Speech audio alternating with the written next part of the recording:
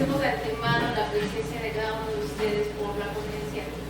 La primera ponencia respecto del primer Congreso Jurídico Penal de la Ciudad de México, del sistema penal clásico al sistema de justicia penal moderno. Me presento, soy la maestra Angélica Aguilar Solales, que tendrá el gusto nuevamente de indicar y señalar a cada uno de los ponentes y todos aquellos que nos acompañan el día de hoy.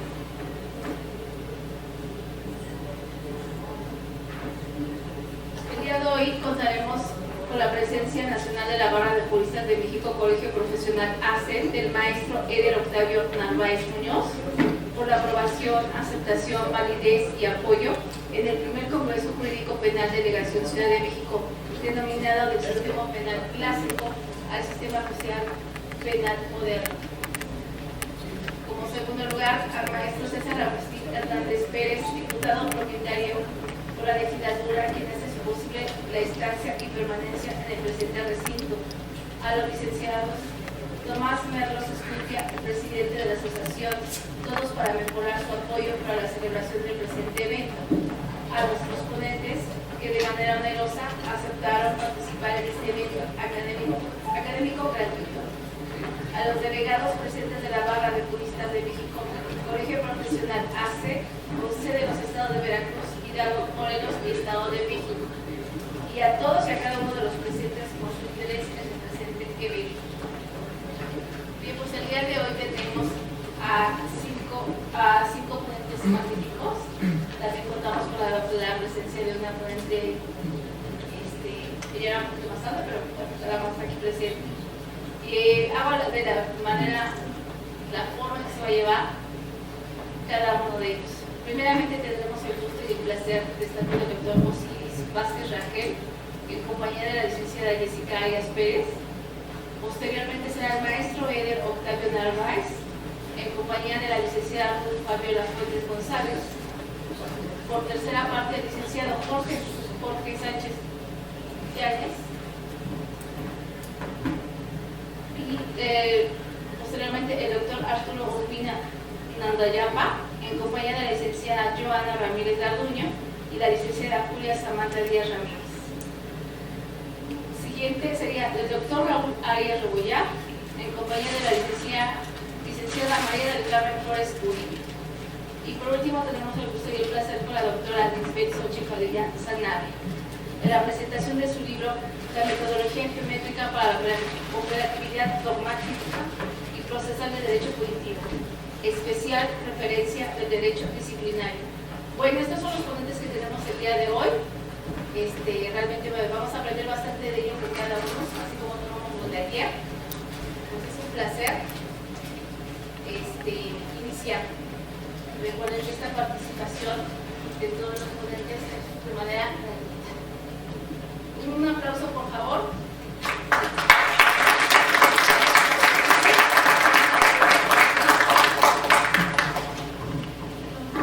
Muy buenos días a todos los presentes en nuestro segundo día de congreso. El día de hoy quiero empezar con una frase: si el hombre fracasa en conciliar la justicia y la libertad, fracasa en todo. Albert Camus. El tema de hoy compete a la prisión preventiva oficiosa. El tema de prisión preventiva oficiosa es un tema que ha generado tensión y discusión entre la comunidad jurídica en relación a las reformas establecidas en el nuevo sistema de justicia penal, ya que a raíz de la reforma constitucional se reconoce por primera vez la presunción de inocencia. Este nuevo sistema privilegia el derecho a la presunción de inocencia y de libertad que es garantizado por el mismo, aún con la comisión del delito. Sin embargo, es la misma Constitución quien determina la aplicación de medidas cautelares como prisión preventiva oficiosa cuando se trata de ciertos delitos, pues las medidas cautelares no privilegian la prisión preventiva, puesto que existen delitos que no la ameritan, aplicándose así otro tipo de medidas establecidas en el Código Nacional de Procedimientos Penales. Sin duda, es importante resaltar que en la actualidad la Suprema Corte de Justicia de la Nación se ha replanteado la ejecución de la prisión preventiva como medida cautelar, pues estima que existe un abuso en su aplicación, ya que se plantea que es una medida cautelar derivada del aumento de delitos que son aplicables a ella, no utilizado como una medida cautelar, sino como una medida punitiva. La base del debate se centra en que para poder validar estas medidas cautelares se tendría que aplicar la Constitución de modo que se pone en tela de juicio la convencionalidad de la misma. Se podría decir que es constitucional por el simple hecho de estar plasmado en ella. Sin embargo, sería lo mismo que decir que todo es constitucional por el simple hecho de estar plasmado. Entonces, bien, se deriva un análisis de lo establecido tomando en cuenta los aspectos como la parte de derechos humanos y los tratados de los que el país se aparte en relación a este tópico. Entonces, podríamos traducir a que se trata de una prisión sin juicio y por ende la violación de derechos humanos, ya que si bien es cierto, es una forma de asegurar la estancia del victimario en el proceso. Y también se transgrede la presunción de inocencia que busca defender este mismo sistema. Sin más preámbulo, es para mí un honor y un gusto presentar al siguiente ponente, que es licenciado en Derecho por la Universidad Nacional Autónoma de México, maestro en Ciencias Penales por el Instituto de Ciencias Penales de México, doctor en Derecho Penal por el Centro de Estudios Superiores de Ciencias Jurídicas y Criminológicas en México, desempeñándose en el ámbito jurisdiccional electoral desde el año 2003 y previo a ello laborando en la entonces Procuraduría General de la República, el doctor Osiris Velázquez Rangel. Demos un aplauso, por favor.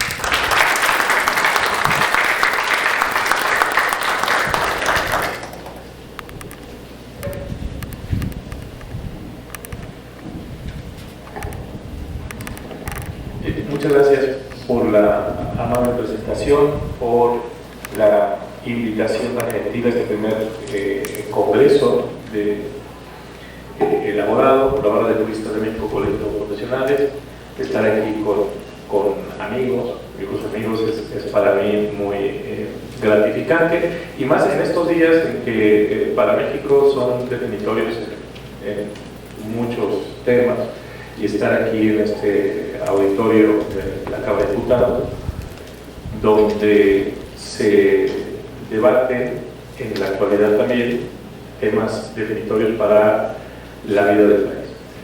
El tema del cual voy a tratar es la prisión preventiva oficiosa, pero decidí relacionarlo con el control de convencionalidad. No se puede hablar de la prisión preventiva oficiosa en nuestro país como si estuviera flotando en la nada, y entonces el punto de referencia será el control de convencionalidad.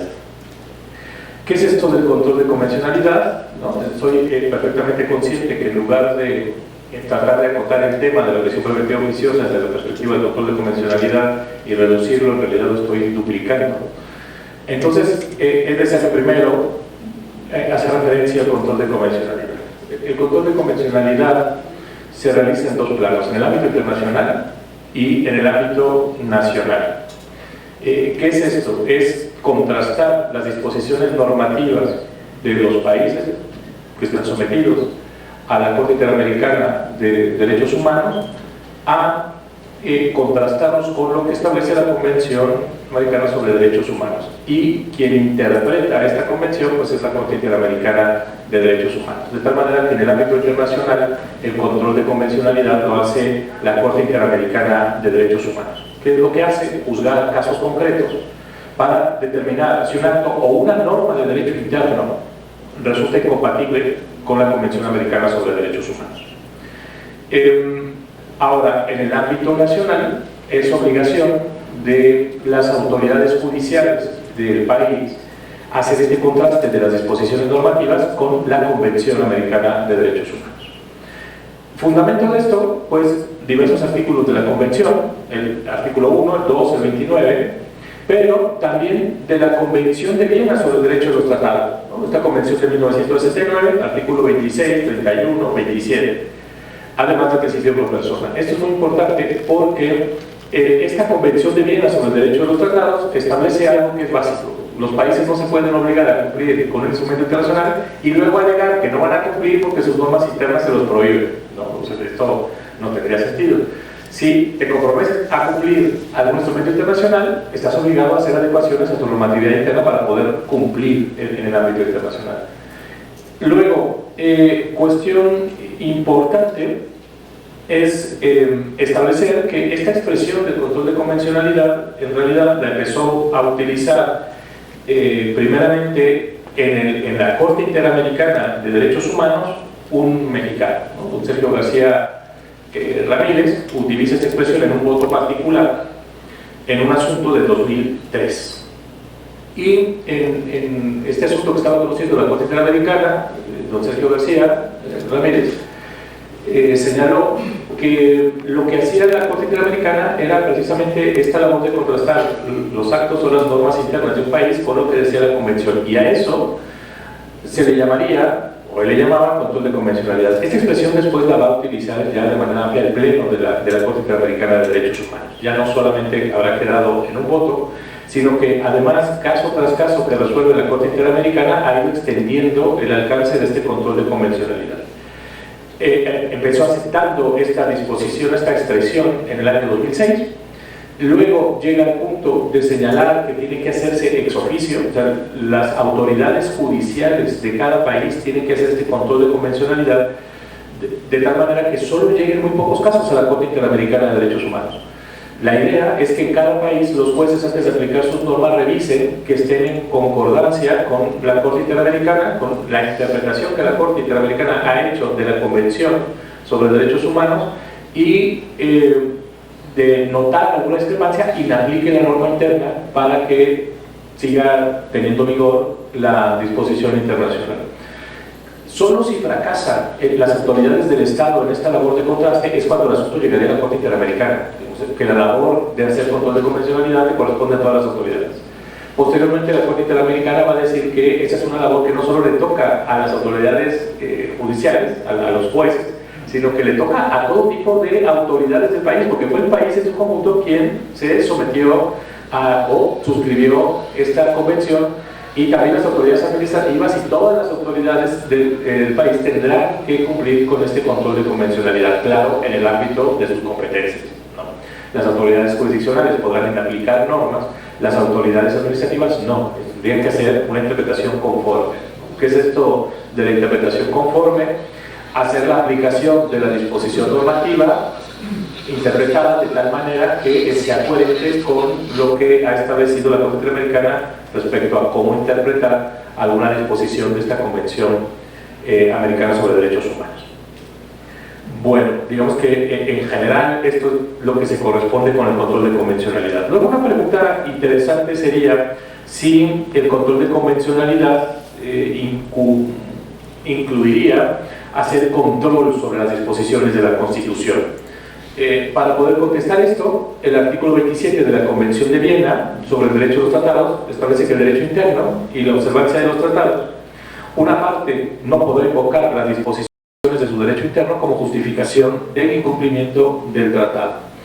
La Comisión Interamericana de Derechos Humanos, en una opinión consultiva de 1984, la fecha es importante porque el tema no es nuevo, 1984, consideró que el término leyes internas incluyen también a las disposiciones constitucionales. Entonces, ni el debate es nuevo, ni la pregunta es reciente, el asunto está zanjado. O sea, nos decimos aclarar que mi exposición es de tipo descriptivo.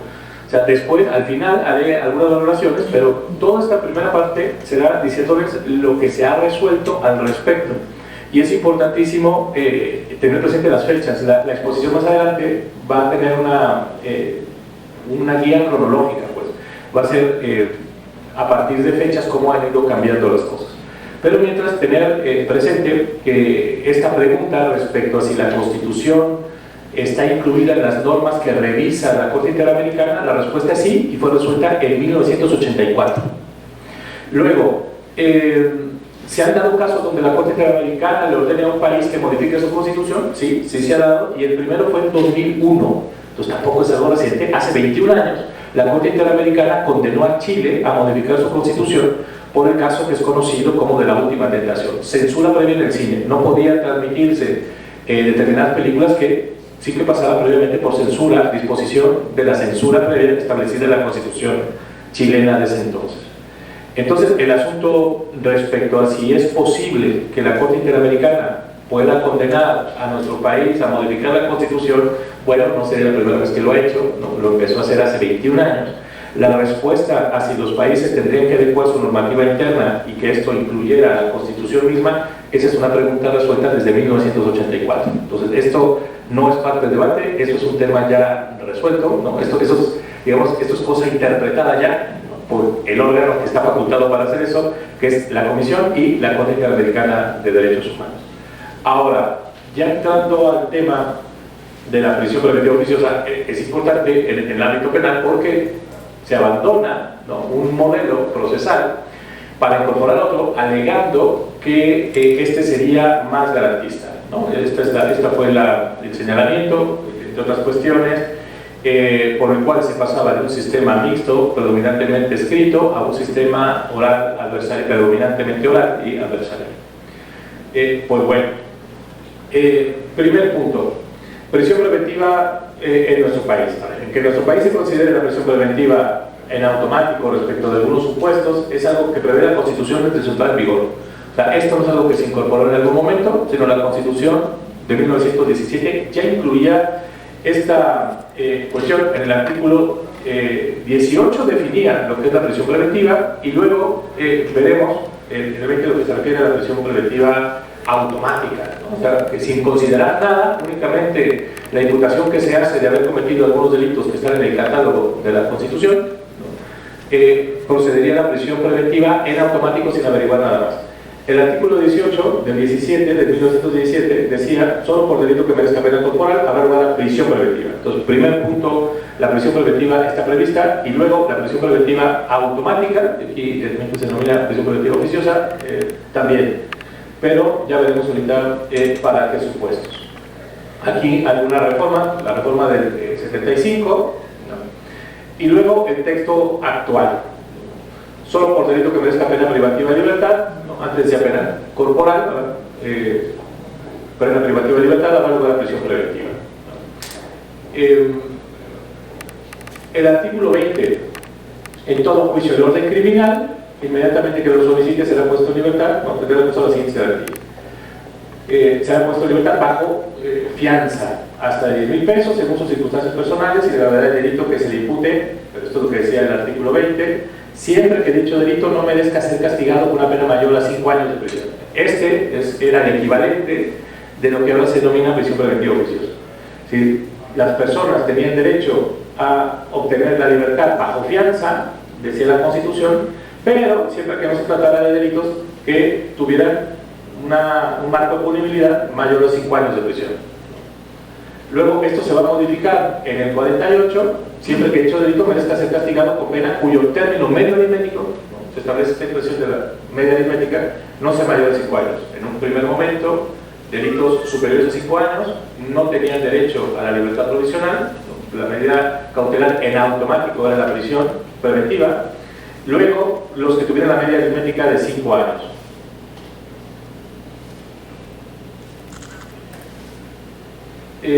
Bueno, en el marco normativo, a partir del año 2011, de la reforma que se publicó el 10 de junio del 2011, reforma a la Constitución en materia de derechos humanos, establece en el artículo 1 constitucional que todas las personas gozamos de los derechos humanos que consagra la Constitución y los tratados internacionales, y que además la manera de interpretarlo es como se interpreta la Constitución misma y cómo se interpretan los instrumentos internacionales en materia de derechos humanos.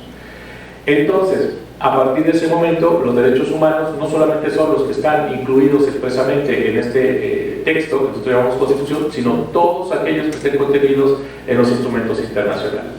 Y la Convención Americana sobre Derechos Humanos, en su artículo 7, habla de la libertad personal, y el artículo 8 de las garantías judiciales. Y aquí, en el artículo 7 de la Convención Americana, que sería un derecho humano de rango constitucional, por lo que establece nuestro artículo 1 ahora, esto que se ha definido como bloque de constitucionalidad, esta expresión de bloque de constitucionalidad, una expresión de origen francés, para señalar que no solamente los artículos que están incluidos en este texto que llamamos Constitución, sino estos artículos más otras disposiciones harían un bloque, un conjunto, un monolito que no sería posible separar, ¿no? Entonces, este derecho, por exposición del artículo 1 del rango constitucional, ¿no?, que integraría el bloque de constitucionalidad, Establece en el artículo 7, en el párrafo segundo, nadie puede ser privado de la libertad física, salvo por las causas y en las condiciones fijadas de antemano por las constituciones políticas de los estados parte y por las leyes dictadas conforme a ellas. Veremos esto, para privar a una persona de la libertad se requerirá cumplir con el principio de legalidad. Pero el párrafo tercero dice, nadie puede ser sometido a detenciones o encarcelamiento arbitrario. Entonces, el párrafo segundo habla de cumplir con la legalidad y el párrafo tercero de que esta detención no sea arbitraria. Y la Corte Interamericana se ha encargado de interpretar a qué se refiere esto de la legalidad y de la arbitrariedad, que vamos a ver inmediatamente. Luego, el artículo 8, que habla de las garantías judiciales, el párrafo segundo, dice, toda persona inculpada del delito tiene derecho a que se presuma su inocencia. Derecho de presunción de inocencia. Bueno,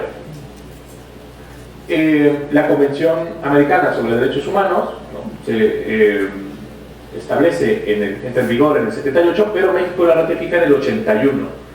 Esto es importante por las fechas que estamos mencionando, ¿no? México la suscribe en el 81 y en el 84 es cuando la Comisión Interamericana va a resolver que las normas de rango constitucional también son parte del derecho interno, que están sujetos a revisión o contraste respecto al cumplimiento de la Convención Americana sobre los Derechos Humanos. Entonces, 3 años después de que México suscribió.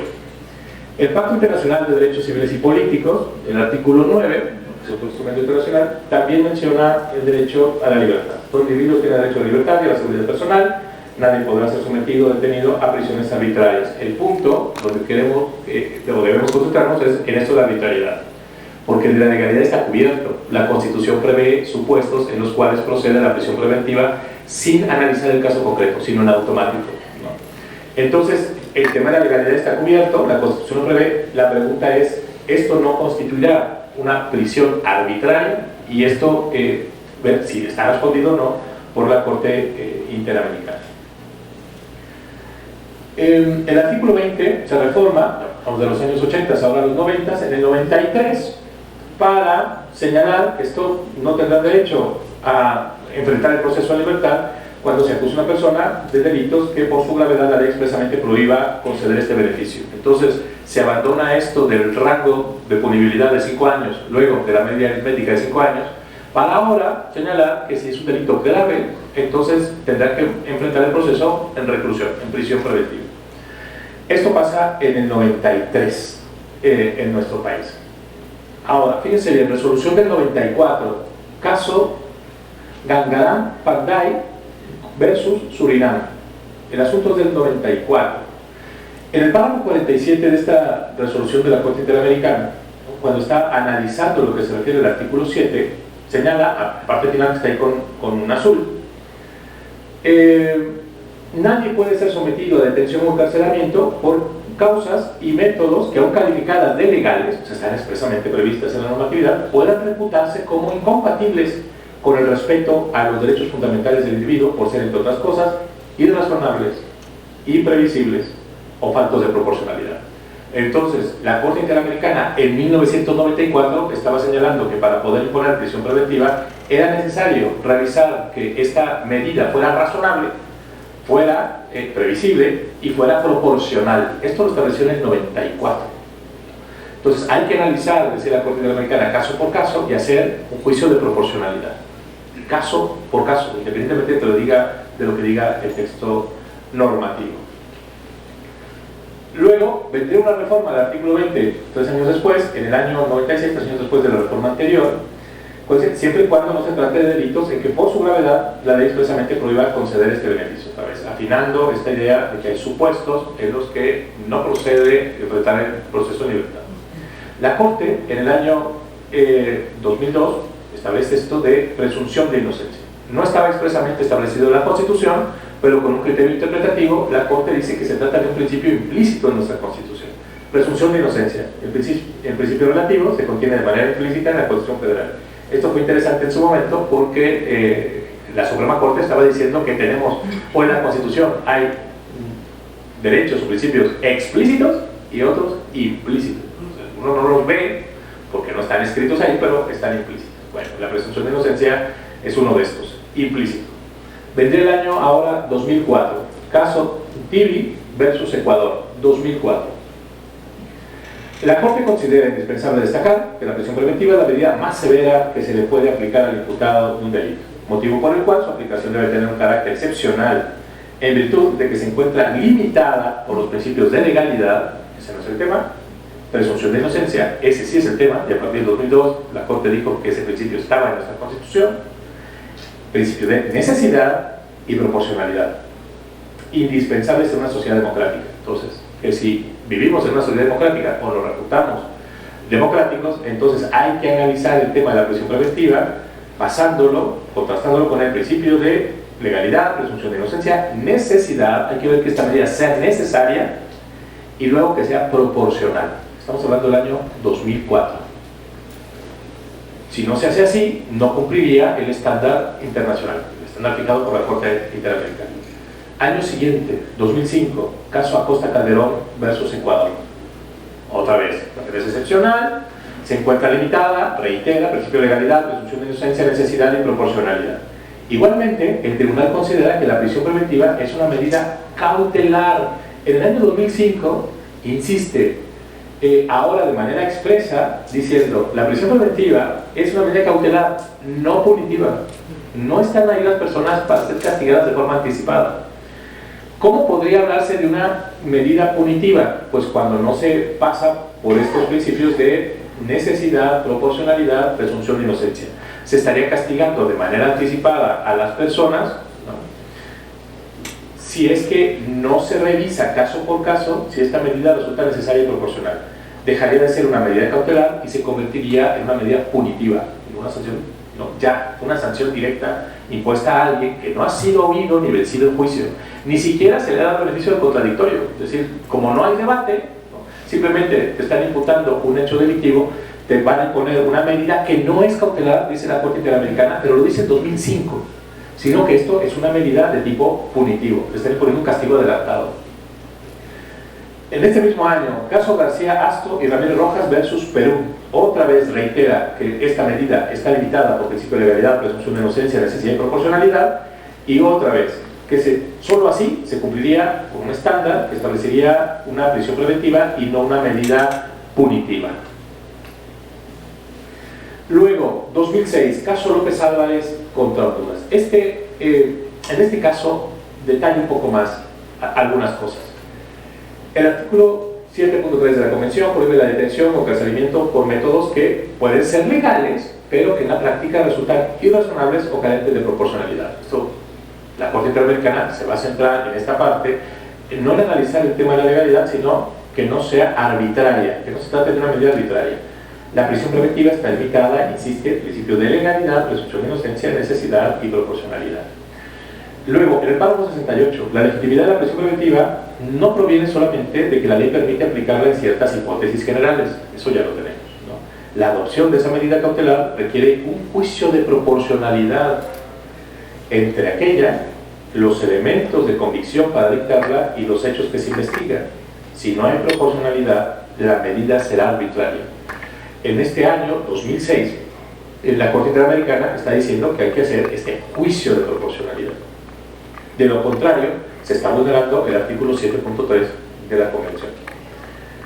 Luego, en el siguiente párrafo de este artículo, se desprende la obligación estatal del país de no restringir la libertad del detenido más allá de los límites estrictamente necesarios, ¿no?, principio de necesidad, para asegurar que aquel no impedirá el desarrollo eficiente de las investigaciones ni eludirá la acción de la justicia.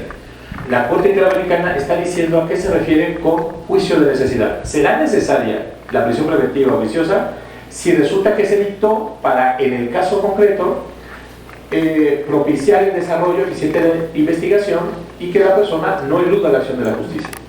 En ese caso será necesaria. Si no se hizo este análisis en el caso concreto, resulta una medida innecesaria. Las características personales del supuesto autor y la gravedad del delito que se imputa no son por sí mismos justificación suficiente de la prisión preventiva. Es que es muy grave, eso no es suficiente. Es que el tipo es muy peligroso, eso no es suficiente. Para demostrar que es necesaria, se tiene que establecer que en el caso concreto de no dictarse, la persona pondría en jaque el desarrollo del proceso, ¿no?, o él se evadiría de la justicia. La prisión preventiva es una medida cautelar, insiste, y no punitiva. Si se impone la prisión preventiva sin hacer este análisis de necesidad, entonces se convierte en una medida punitiva. Y termina este párrafo diciendo: se infringe la convención cuando se priva de libertad durante un periodo excesivamente prolongado y por lo tanto desproporcionado a personas cuya responsabilidad criminal no ha sido establecido. Esto equivale a anticipar la pena. Entonces, medida de prisión preventiva denominada así, pero que no cumple con estos criterios, se convierte en una pena anticipada. Se trata de una medida punitiva y no de una medida cautelar. Año 2006, ¿no? Seguimos en este año 2006, pero otro caso, Cervellón García y otros versus Honduras. A ver, otra vez repite que puede haber medidas legales, pero que en la práctica resultan irrazonables y carentes de proporcionalidad. La detención requiere ser estrictamente necesaria para asegurar que el acusado no impedirá el desarrollo eficiente de las investigaciones ni eludirá la acción de la justicia. Otra vez reitero, la medida será necesaria si se dictó precisamente para que no se impidiera el desarrollo de la investigación ni se eluda la acción de la justicia. Y otra vez, al ordenarse medidas restrictivas de la libertad, es preciso que el Estado fundamente y acredite las exigencias, en el caso concreto, de estos requisitos que exige la Convención. ¿No? Criterio del año 2006. Luego 2007, caso Chaparro Álvarez Iñiguez versus Ecuador, 2007. Reitera todo esto que hemos estado hablando, pero ahora empieza a desglosar más las cosas. Es necesario que esa ley de aplicación respete los requisitos y a continuación se detallan a efectos de que dicha medida no sea arbitraria. Uno, que la finalidad de las medidas que priven o restrinjan la libertad sea compatible con la Convención. ¿No? Primer punto. ¿Cómo? Al asegurar que el acusado no impedirá el desarrollo del procedimiento ni eludirá la acción de la justicia. Dos, que la medida sea idónea, ¿no?, para cumplir con este fin. Tres, que sea necesaria. Cuatro, que esa medida resulte estrictamente proporcional. Y luego termina diciendo: cualquier restricción a la libertad que no contenga una motivación suficiente que permita evaluar si se ajusta a las condiciones señaladas será arbitraria. Entonces sigue ampliando esto. ¿Cuándo se puede dictar una prisión preventiva que no sea arbitraria? Pues se dicta para cumplir alguna finalidad que es compatible con la Convención. Luego es idónea, es necesaria y es proporcional. Si no se dicta así, esa medida es arbitraria, ¿no? Y vulnera entonces el artículo 7.3 de la Convención. 2008, caso Ivonne Neptune versus Haití, 2008. Otra vez reitera que debe de ser necesaria, ¿no? Exactamente lo mismo que había hecho ya 2 años antes. Luego viene de la Comisión Interamericana algo interesante: principios y buenas prácticas sobre la protección de las personas privadas de libertad en las Américas. Esto fue aprobado el 14 de marzo de 2008. Principios y buenas prácticas sobre la protección de las personas privadas de la libertad en las Américas. Dice este documento del 2008: la privación preventiva de la libertad como medida cautelar y no punitiva deberá además obedecer a los principios de legalidad, presunción de inocencia, necesidad, proporcionalidad, en la medida estrictamente necesaria en una sociedad democrática, que solo podrá proceder de acuerdo con los límites estrictamente necesarios para asegurar que no se impedirá el desarrollo eficiente de las investigaciones ni se eludirá la acción de la justicia siempre que la autoridad competente fundamente y acredite la existencia, en el caso concreto, de los referidos requisitos, ¿no? Establece estos principios y buenas prácticas. Documento del 2008.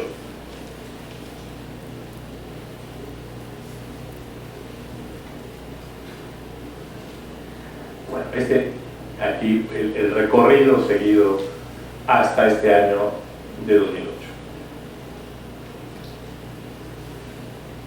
Luego tenemos aquí reforma del año 2008, la reforma penal. El artículo 19 constitucional que tenemos: el juez ordenará la prisión preventiva oficiosamente en los casos de, y trae ahí una serie de supuestos. Y el artículo 20 de la Constitución, apartado B, fracción primera, las personas imputadas tienen derecho a que se presuman su inocencia. Tenemos la presunción de inocencia y al mismo tiempo, en el artículo 19, el juez ordenará la prisión preventiva oficiosamente.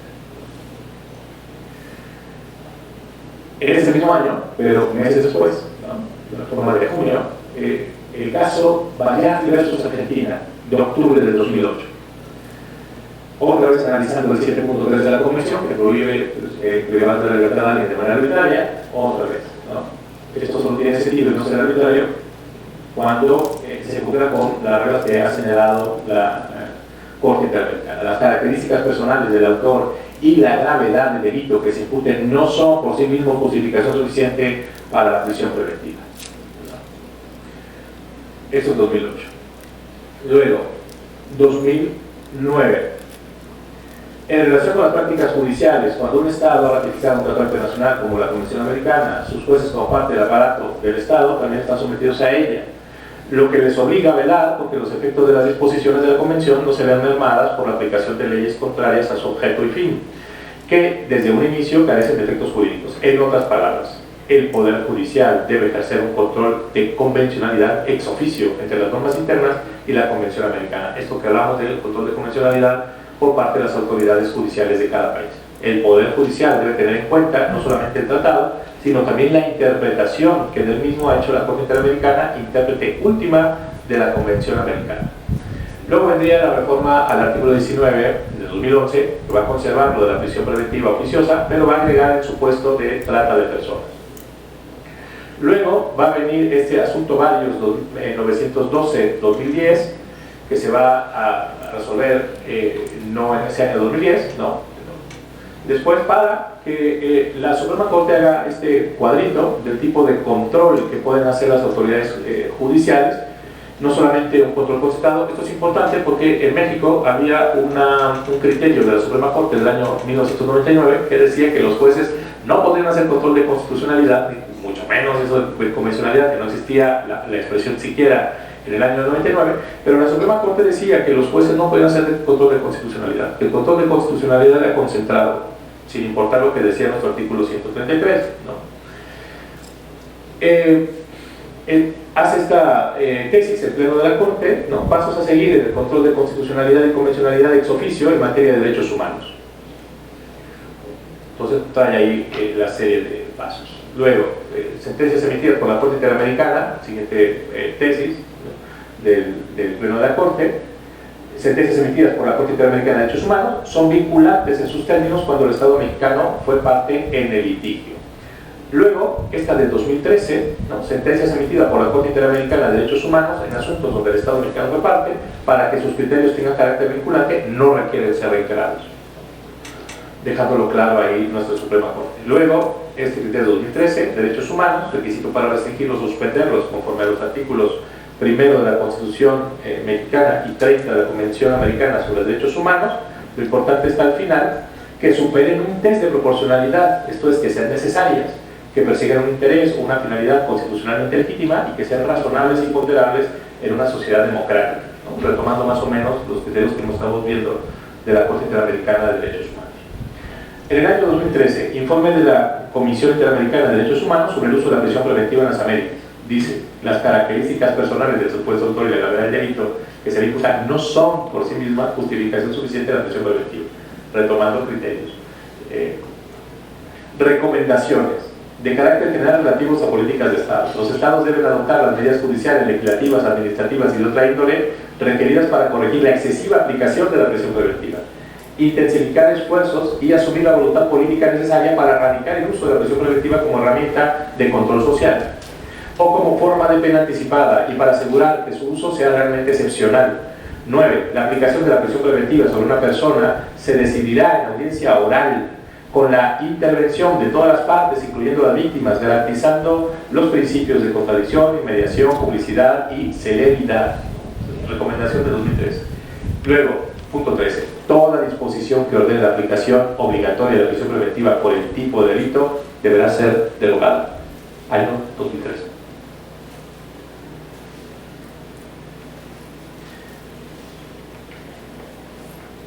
Caso J versus Perú del mismo año 2013.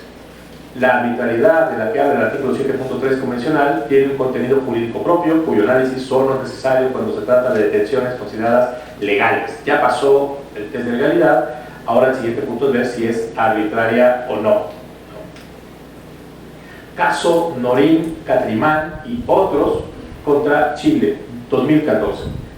Otra vez el tema de la arbitrariedad en el artículo 7.3 de la Convención. Y luego en el párrafo 310 se debe de respetar el principio de presunción de inocencia y los principios de legalidad, necesidad y proporcionalidad. La Corte ha precisado, la Corte Interamericana, las características que debe tener una medida de detención o prisión preventiva para ajustarse a las disposiciones de la Convención Americana. Es una medida cautelar y no punitiva. ¿Qué significa esto? Que debe estar dirigida a lograr fines legítimos y razonables. No puede convertirse en una pena anticipada ni basarse en fines preventivos generales o preventivos especiales atribuibles a la pena. Es decir, poner a alguien en prisión preventiva para que tenga un efecto de prevención general o prevención especial, eso resultaría algo incompatible con la Convención Americana de Derechos Humanos. Luego, debe fundarse en elementos probatorios suficientes y debe estar sujeta a revisión periódica. Para que no sea arbitraria, ¿no? Repite todo lo que hayamos dicho de las resoluciones anteriores, y las características personales del sujeto de autor y la gravedad del delito que se imputa no son por sí mismos, otra vez, justificación suficiente para la prisión preventiva. Esto en el año 2014.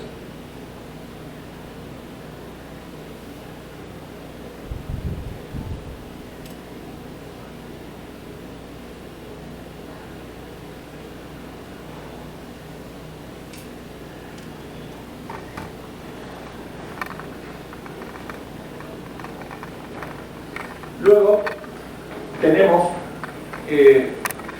año 2020,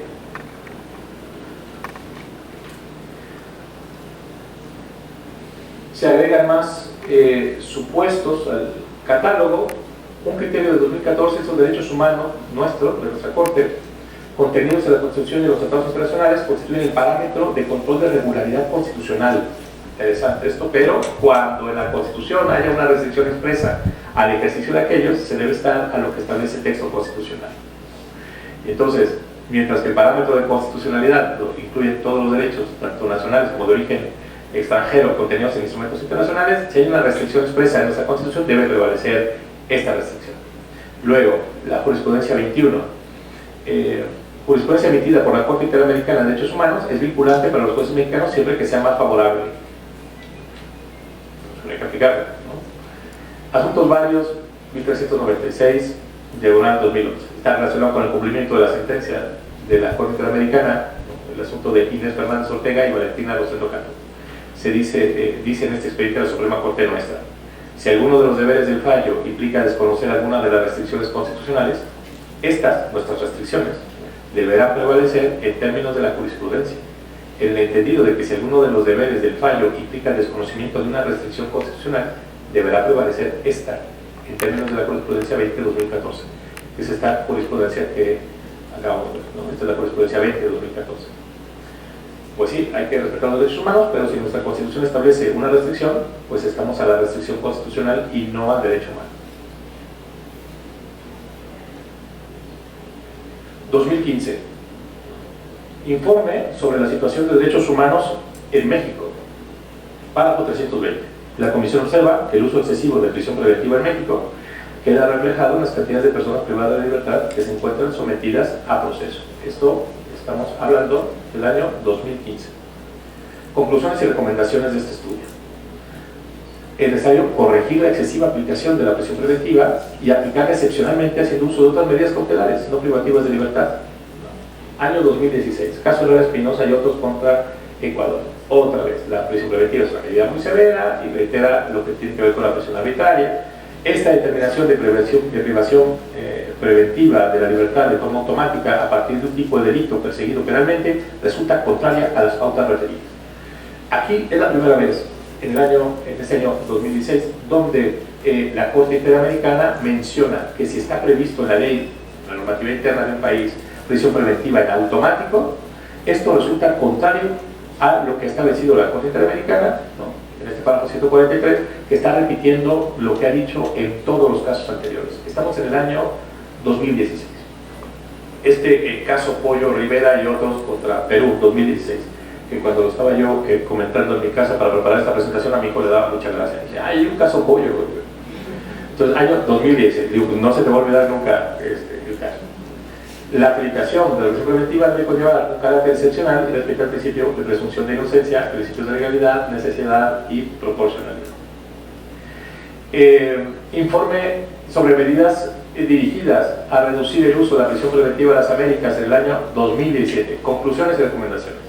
Las reformas legales que proponen mayores niveles de encarcelamiento como solución a los problemas de seguridad ciudadana vienen acompañadas de un fuerte mensaje mediático y político que cuenta con un gran respaldo de la opinión pública, obstaculizando con ello iniciativas tendientes a racionalizar el uso de la prisión preventiva. A ver, en este informe del 2017 se está diciendo, si usted le pregunta a la gente que las personas que cometan delitos violentos estén en prisión de por vida o que incluso se les ponga pena de muerte y tal, la gente le va a decir que sí. Hartos de la inseguridad, pues este tipo de medidas tendrán un gran respaldo popular. Pero esto lo que hace es complicar el racionalizar el uso de la prisión preventiva. Entonces, toda disposición que ordene la aplicación obligatoria de la prisión preventiva por un tipo de delito, por el tipo de delito, deberá ser derogada, porque ya en el caso Herrera del año anterior había dicho, eso es violatorio de la Convención.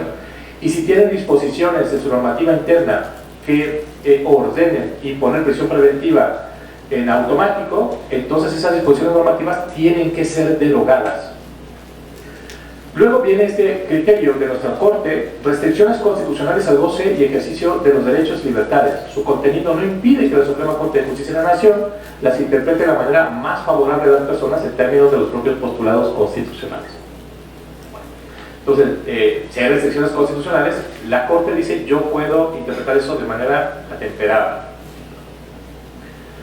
Alto Comisionado de la ONU, 7 de noviembre de 2018, gira un oficio a las autoridades nacionales y dice esto: la existencia de la prisión preventiva oficiosa es claramente violatoria de los tratados internacionales sobre derechos humanos. 7 de noviembre de 2018. Carta del Alto Comisionado de la ONU. Luego, 2019, observaciones finales sobre el 7º informe periódico de México. Preocupa al comité el elevado número de personas en prisión preventiva.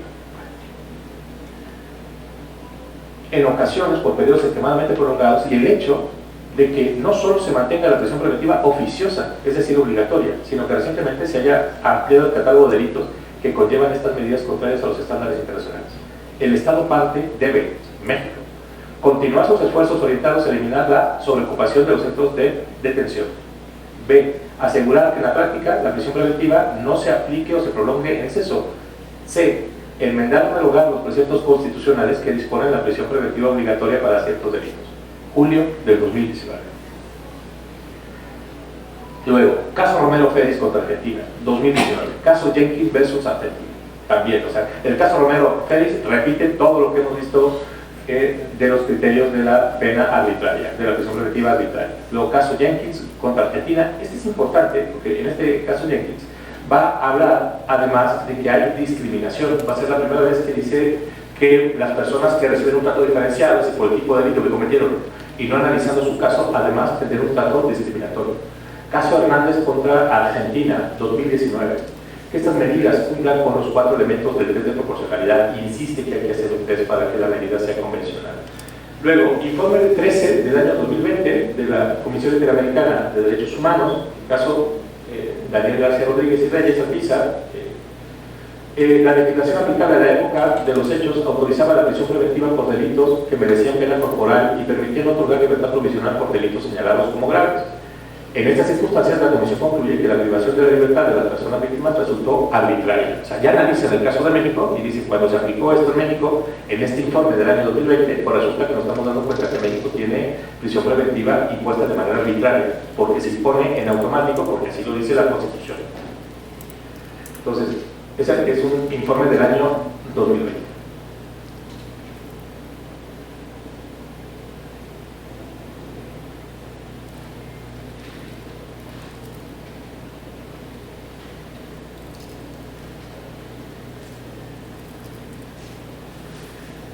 En este año 2020 se reforma el artículo 20 otra vez, ¿no? Pretende el inculpado. Inmediatamente que lo solicite, pues deberá otorgar la libertad provisional a la caución, siempre y cuando no se trate de delitos que por su gravedad. Informe de la ONU 2020. El fundamento de la inconvencionalidad de la prisión preventiva oficiosa radica en que la medida es violatoria del derecho a la libertad personal, vinculado al principio de presunción de inocencia, que es la columna vertebral del derecho a un debido proceso. El grupo de trabajo sobre la detención arbitraria de la ONU ha establecido que la prisión preventiva automática elimina el derecho del detenido a buscar alternativas a la detención, como la libertad bajo fianza, en violación del derecho a la presunción de inocencia en virtud del artículo 11, párrafo 1 de la Declaración Universal de Derechos Humanos y el artículo 14, párrafo 2 del Pacto. La imposición de la detención preventiva por ciertos delitos revierte la presunción de inocencia, de modo que las personas acusadas penalmente son detenidas de forma automática sin una consideración equilibrada de las alternativas a la detención sin custodia.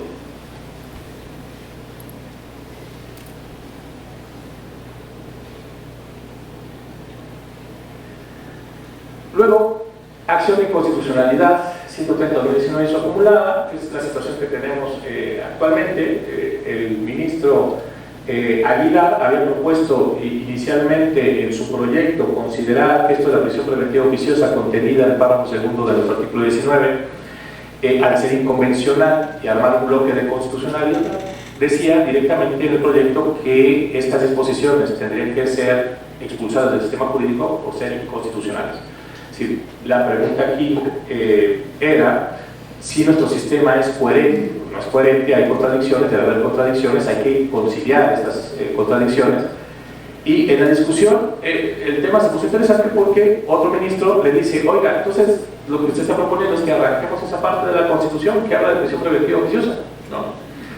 Y entonces el ministro presidente en la siguiente sesión contesta y le dice: bueno, es que no se trata de eso, porque si esto prevalece, entonces tenemos que arrancar el artículo primero de la Constitución, que dice que tenemos todos los derechos humanos previstos en instrumentos internacionales también, y que hay que interpretarlos conforme se interpretan estos derechos internacionales, y que los interpreta la Corte Interamericana, ¿no? Incluso la discusión empieza a caminar por el lado de que si la Corte tiene facultades para hacer eso o no. Bueno, si la Suprema Corte de México no tiene facultades para conciliar disposiciones normativas que son contradictorias, ¿no?, las antinomias normativas, pues entonces aquí le preguntamos. Entonces, si la Corte dice yo no soy competente, entonces ¿quién tendría que ser competente?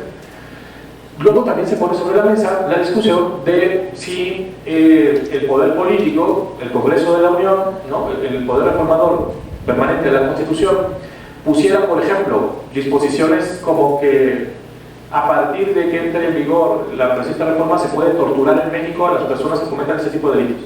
Si ponemos eso en la Constitución, entonces se puede y es constitucional y la Corte ya no tendría nada que hacer ahí.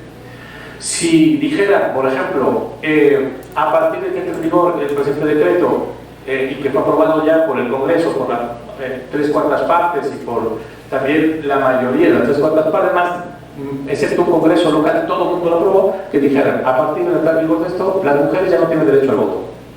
Porque cuando se les dio, pues no sé, el sexenio tal, votaron por el más guapo, ¿no? Y nos fue como nos fue, ¿no? Y luego, no sé, que ese tipo de algo y que digan: no, así lo dice la exposición de motivos y así se votó, decir cosas así. La discusión en la Corte, el ejemplo de esto del más guapo no lo plantearon en la Corte, ¿no?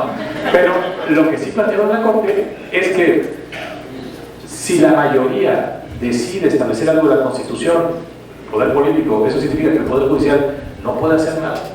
No lo puede hacer, como está en la Constitución, ya lo que digan, lo que sea, torturar a alguien, que alguien pierda derechos, no sé, por ejemplo, oigan, vamos a dedicar dinero a los servicios médicos de los tarahumaras. No, hombre, no, es muy costoso llevarlo hasta la sierra.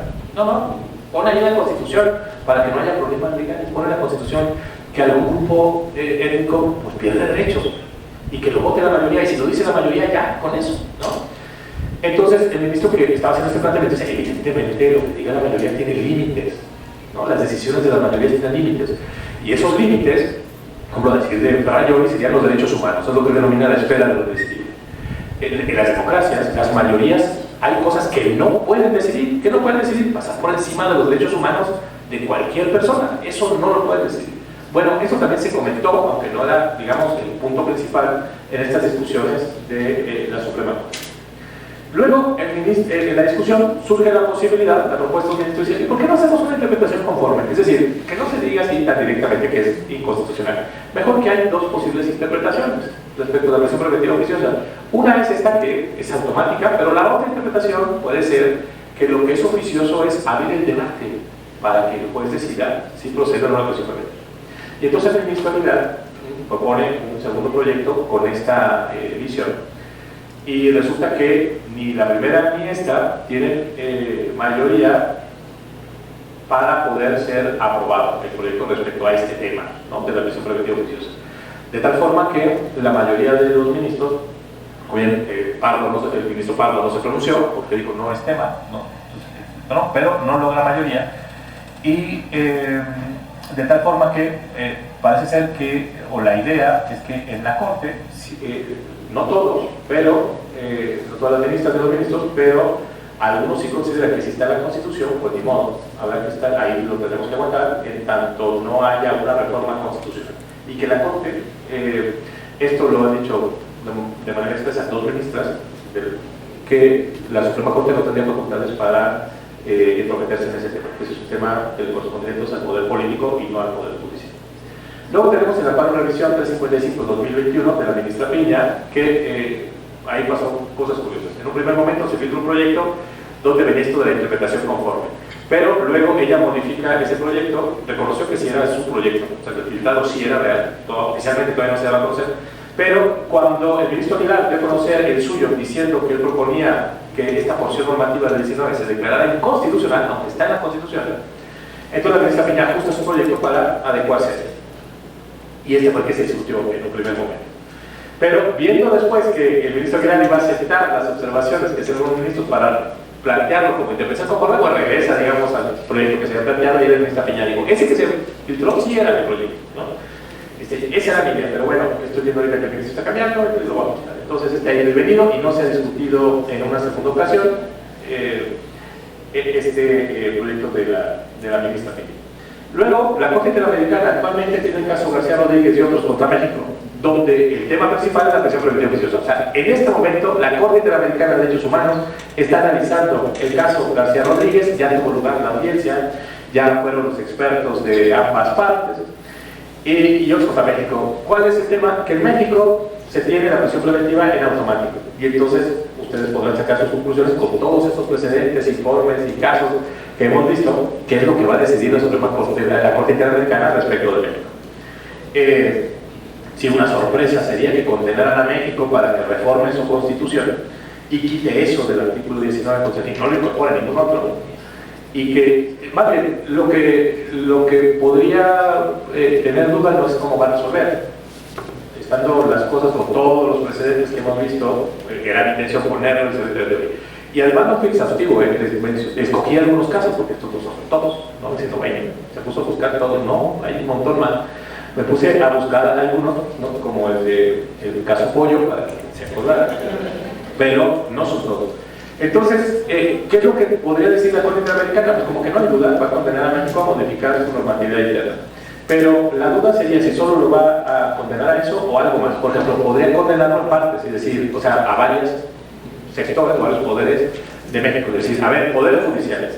Aquí te condeno Poder Judicial de México, para que cuando haya alguna norma similar o en tanto se modifica esta, la inapliques o bien hagas una interpretación conforme al estándar interamericano de derechos humanos. Y al poder político, al Congreso de la Unión, al poder revisor de la Constitución, ¿no?, al constituyente permanente, a este poder deroga esta parte del artículo 19 constitucional de la prisión preventiva oficiosa. No sé si va a ser solo la condena que se quite eso, o incluso ordenarle al Poder Judicial que lo haga.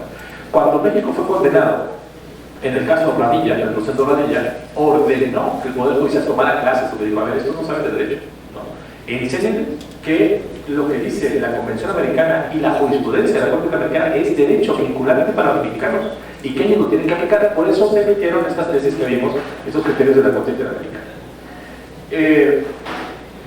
Finalmente, estos son los últimos datos que yo pude recabar. Había 92,000 personas en prisión preventiva oficiosa, representan un 40% de las personas que están en prisión, y el 60% de este universo son personas pobres, ¿no?, personas de escasos recursos. Es decir, la prisión preventiva oficiosa se encarga de aplicarse a las personas menos favorecidas socialmente, y además constituyen un alto porcentaje de las personas que están en prisión actualmente.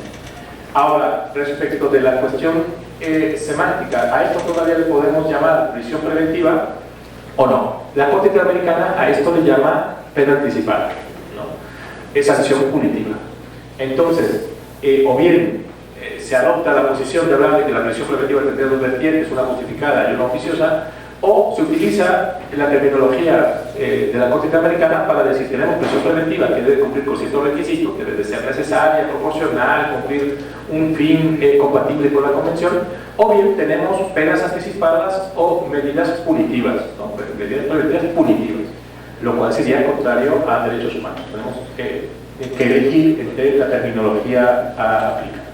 Luego, ¿todas las constituciones son totalmente coherentes? Pues no. ¿Existe la antinomia? Sí. ¿La Suprema Corte tendría facultades o no para resolver esas antinomias? Bueno, al renunciar a esta facultad hay que esperar la sanción por parte de la Corte Interamericana, que ya no tardará mucho en llegar. ¿Los criterios de la Corte Interamericana están dedicados a un gobierno en específico? No. Condenaron a Chile, vimos casos de Perú, vimos casos de Honduras, vimos casos de varios países. ¿Tienen que ver con el presidente del gobierno? Tampoco. No. Estos criterios están fijados de que se puede ordenar a un país modificar su constitución desde 1984, como lo vimos. El tema de la prisión preventiva, que es no razonable, que es arbitraria, criterios establecidos desde hace más de 10 años. Entonces, esto, digamos, no sería ninguna sorpresa. Pues bueno, yo ahora me gustaría escucharlo, ¿no? Ustedes si tienen dudas o preguntas, podemos platicar sobre este tema. ¿No sería adecuado para evitar la violación de derechos humanos antes de tomar en cuenta la prisión preventiva, tomar en cuenta la libertad condicional? Libertad condicional. Libertad condicional, sí, a ver. Existe la posibilidad de imponer diversas medidas cautelares, ¿no? 16. Y lo ideal sería que la prisión preventiva oficiosa, la prisión preventiva fuera excepcional. Ni la Corte Interamericana, ni ningún ministro, y creo que ningún abogado, no sé, ni en el ámbito académico, ¿no? Ni en el Poder Judicial, están diciendo que desaparezca la prisión preventiva, sino que la prisión preventiva se aplique en los casos que resulten necesarios, que sea idónea, necesaria y proporcional. Si habrá casos donde la persona a la que se le imputa un hecho sea verdaderamente haya amenazado a la víctima, que si no te vuelvo a ver, te encuentro, que son vecinos, o bien cuenta con diversos elementos que pueden ser utilizados como datos de prueba, medios de prueba, y que podría destruirlos, y entonces eso impediría ya que se pudiera hacer. Entonces, en los casos en que sea necesario, en el caso de que sea proporcional, ¿no? En esos casos sí, pero que en automático se dicte prisión preventiva en algunos casos, eso ni siquiera debe llamarse una prisión preventiva, ¿no? Eso sería una medida, como lo ha dicho la Corte Americana, punitiva, una pena anticipada. Entonces, en esos casos no. Ahora, ¿necesariamente tenemos que llegar a la prisión preventiva? Pues no, hay una serie de medidas cautelares, ¿no? Alternativas que se pueden imponer. Obligación de no salir del país, dar el pasaporte, separación del cargo, utilizar un brazalete, ¿no? Para identificar que tiene geolocalización, en fin. Sí. Hola, muy buenos días. Antes que nada, mis felicitaciones, es una excelente ponencia, realmente digna de este recinto. Mi pregunta es la siguiente: ¿qué sucedería si el gobierno mexicano, como usted acaba de exponer en su última parte, no acatara las recomendaciones de la Corte Interamericana de Derechos Humanos? ¿Hay alguna sanción en particular? No, a ver, yo no veo en el horizonte que México vaya a desacatar la resolución de la Corte Interamericana. Más bien la pregunta sería ¿cuándo lo va a cumplir? Entonces, si va a ser este gobierno o esta administración, ¿no? O va a ser la siguiente, va a ser quien ocupe la presidencia a partir de 2024, ¿no? Finales. Entonces, esa es la pregunta. México, a mí me parece, va a ser condenado, no porque tenga una bola de cristal, sino por todos los precedentes que vimos. Y la pregunta también es ¿cuándo y quién lo va a cumplir y qué términos? ¿No? Pero que México no vaya a cumplir eso no lo veo. No se me ocurre. Ahora, ¿qué sanción habría si incumpliera? Pues no hay una sanción prevista más que el desacreditar a las autoridades mexicanas en el ámbito internacional. Imagínense, no sé, sean el presidente, o sean los diputados de aquí, o los senadores, dicen, los violadores de derechos humanos son los que no acatan, no respetan los derechos humanos. O sea, ¿qué país, no, que se digne de ser democrático, que pretende ser democrático, que quiera ser alarde de democracia, no cumple con las resoluciones de este tribunal? de esta naturaleza que protege derechos humanos. Hay que recordar, ¿no?, que los tribunales de esta naturaleza fueron diseñados así después de la Segunda Guerra Mundial. Era impensable que en algún país las propias autoridades de ese país se dedicaran a vulnerar derechos de un sector de la población de ese propio país. O sea, que le hicieran la guerra a otros, hicieran maldades a otros, eso era algo que históricamente siempre había pasado. Pero que hacia adentro del país, una autoridad, un presidente, un congreso se encargara de afectar a un sector de la población, eso no había pasado, al menos no en la magnitud que pasó durante el nazismo. Y entonces surge la necesidad no solo de retomar esta idea de la Sociedad de las Naciones, que se convertiría en la ONU, sino de crear tribunales por encima de los tribunales de cada país. Se suponía antes de eso que la propia Constitución y los tribunales locales eran suficientes, pero ¿qué pasa cuando es la propia autoridad de un país la que está vulnerando derechos humanos de personas de ese propio país? Pues que exista la posibilidad de ir a estos tribunales supranacionales, pero claro, no tienen la posibilidad, por ejemplo, de invadir al país, ¿verdad? Si no cumple lo vamos a sancionar, destituyendo a la autoridad que fue electa en ese país, al presidente o al líder del Congreso, o algo así. No, ninguna sanción de esta naturaleza, sino que la presión era social, la presión de las naciones, una presión política internacional. Tú te sometiste a la Corte Interamericana de Derechos Humanos, pues ahora tú eres parte. Normalmente quien pierde dice, ay, no es justo, no sé, no, normalmente quien pierde, pero tendrás que cumplir, ¿no? Y entonces yo no veo en el horizonte que vayan a cumplir, no pueden cumplir. Yo creo que la pregunta es cuándo y quién va a cumplir y en qué condiciones va a cumplir. Y esto es lo que pasaría, que habría una presión internacional importante para que México cumpliera. México ha estado cumpliendo, tiene pendientes cosas, porque en la resolución más reciente está pendiente el separar servicios periciales de las fiscalías, ¿no? Para el órgano encargado de averiguar científicamente qué pasó, de estar proveyendo elementos para llevarlos al Poder Judicial, no puede estar con una de las partes, con la parte acusadora, ¿no? Tiene que ser imparcial, y México ya fue condenado, ¿no?, a que cumpla esto, y primero tiene que ser el cumplimiento normativo y después ya llevarse a la práctica. Estamos pendientes en algunas cosas, pero entiendo, México no ha dicho que no va a cumplir. Ninguna resolución todavía ha dicho México no va a cumplir. Por eso yo espero que cumpla. El tema no es que espere ingenuamente, sino ver cuándo. Yo creo que pregunta es cuándo y quién es que va a cumplir. Muchas gracias. Bueno, pues no habiendo más preguntas